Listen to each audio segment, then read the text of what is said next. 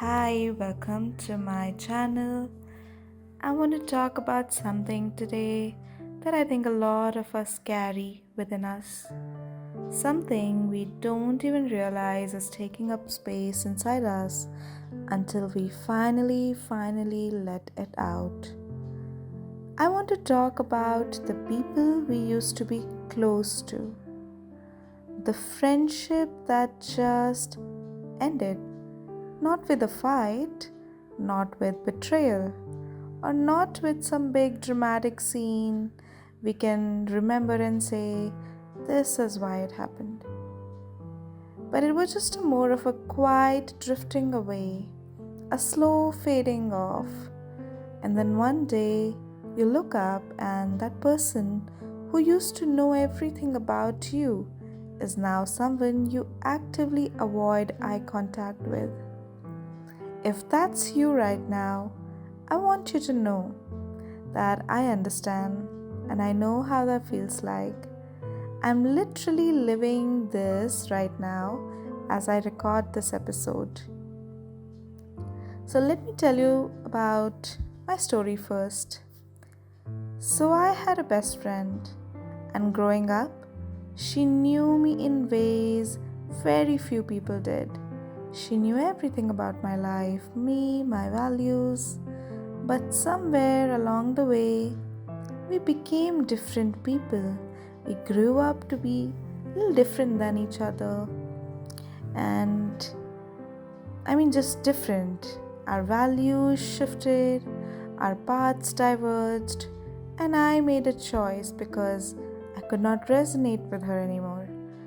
But I made a peaceful choice that I have to be true to myself and I have to tell her that I did not feel aligned with her anymore. There were no hard feelings, and I just told her. I texted her the same with a very good message. And I just don't think we are walking the same road right now. And I told her, and it's been like 4 to 5 years, I feel. And here's the twist, because we still actually keep bumping into each other. Our families are actually close, so we see each other at functions, we see each other in the neighborhood, and what we do, we look away from each other. We pretend to be on our phones, and we do that thing where you see someone from 50 feet away and suddenly become very interested in your own footsteps. And I realized that I don't want that. I'm not asking her to be best friends again with me, and I'm not asking to undo what happened.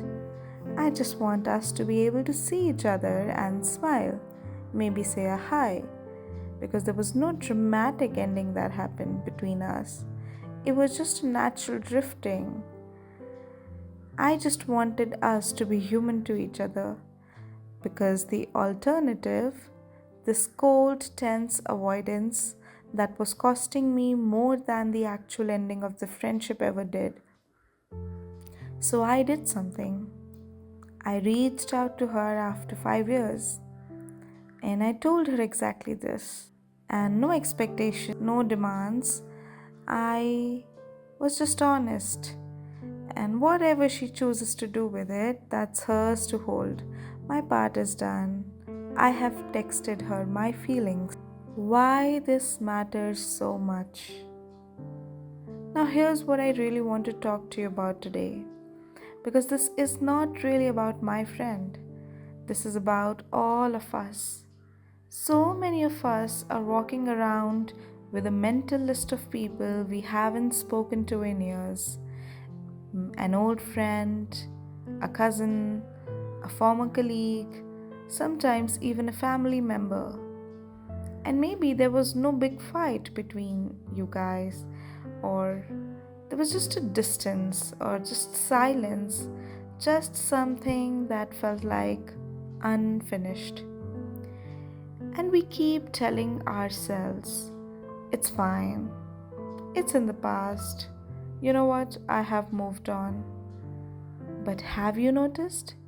Even years later, when their name comes up, something tightens in your chest.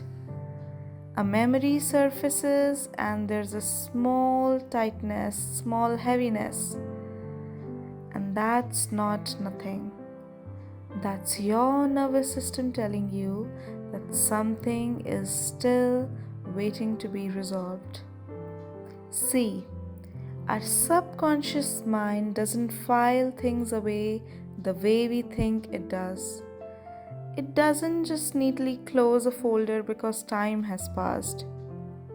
Unspoken things, unexpressed feelings, unfinished conversations, they get stored in the body, in the gut, in the chest, in the shoulders, and we don't even realize we are holding tense.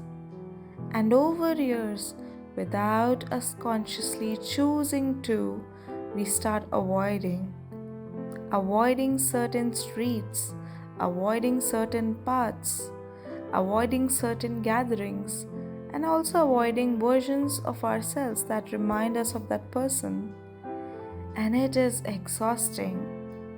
And most of us don't even clock how existing it is because we have been doing it for so long, it just feels like how things are now.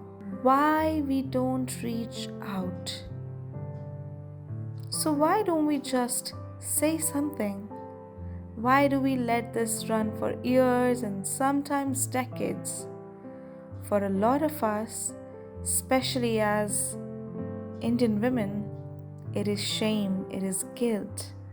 It's the fear of what if they think I'm being dramatic? Or what if I open this up and it gets awkward? Or the classic one that, what will they think of me? What will people think if I'm the one who reaches out first? Doesn't that make me look weak? Doesn't that make me look like I need them more than they need me? So I want to gently push back on that story today. Reaching out first is not a weakness. It is not desperation. It is not you being too much or too soft. Reaching out, clearing the air, saying the honest thing without expecting anything in return, that is one of the most courageous, self-respecting acts you can do for yourself. Because notice what I did with my friend. I didn't reach out hoping that she'd say, "Yes, let's be best friends again." I didn't reach out needing her validation. I reached out because I did not want to carry unspoken weight anymore. Whatever she does with it, whether she responds nicely, whether she ignores it, whether nothing changes at all, that is completely her right. But my peace does not depend on her response anymore. My peace comes from knowing that I did my part with honesty and no hidden agenda. That distinction changes everything. When you release something without a hook attached, without needing a particular outcome, you're not doing it for them anymore. You're doing it for you, for your own nervous system, for your own subconscious, so it can finally file that chapter in your life as complete instead of leaving the tab open in the background of your mind, quietly draining your energy. And this is self-expression. I talk a lot on this channel about self-expression, about finding your voice, about not shrinking, about being seen. And I want you to see this as part of that same work. Self-expression isn't just about your art, your voice, your creativity. It is also about your willingness to say the honest thing to another human being when it's sitting heavy in you. It's about being willing to be a little vulnerable, a little exposed in service of your own integrity. Every time you swallow something you wish you'd said, every time you choose the comfortable silence over the honest word, a small part of you goes quiet, and over years that keeps adding up. And that's how women lose touch with their own voice due to one avoided conversation at a time. So when you finally reach out, send that message, call that person, the one clearing the air, the one asking for nothing but neutrality, you're not just repairing a relationship, you're practicing being someone who speaks her truth even when it's uncomfortable. You're practicing self respect. You're practicing showing up for yourself first. What I want you to do. So, if there's someone in your life right now, someone you pass in the corridor and pretend not to see, someone whose name still makes something twist in your stomach, I want to gently invite you to sit with a few questions. Question number 1: what is it costing me to keep avoiding this person? Question number 2: am I afraid of their response, or am I afraid of what it means about me if I reach out first?